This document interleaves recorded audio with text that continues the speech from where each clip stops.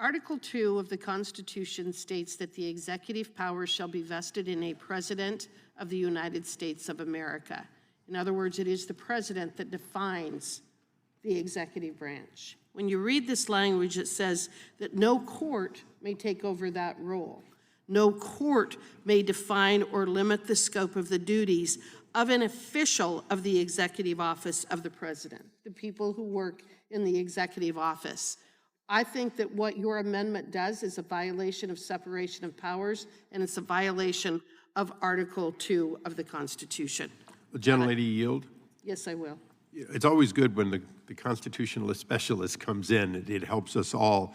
So what you're saying is that the bill codifies Article 2 for purposes of the court being reminded and instructed of their limitations, and the amendment would undo that. That's exactly right, because then it would imply that a federal court could in fact define or limit the scope of the duties of those individuals who work within the executive office of the President, and that is not a federal court's role.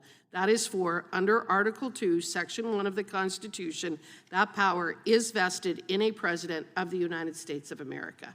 Could the gentlelady further yield for another question? Yes. Your understanding is, with the current president, or the last one, or the next one, if we don't do something like this, realistically, the chief executive, well president, would continue to have to answer a myriad of claims in up to not just 50 states, but multiple places in 50 states. And if that tactic was used, even more so than it may have been used in the past, that you would have a president having to use non-official funds to answer a series of cases alleged not to be that way. Is that true?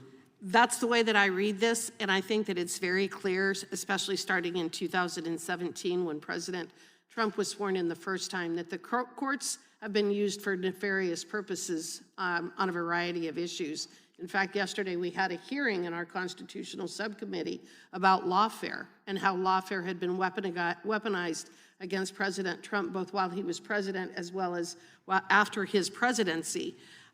So again, I guess that I'm very skeptical of the idea that people are not willing to use lawfare to go after a current or former president. We've seen it over the last 9 years in many different instances.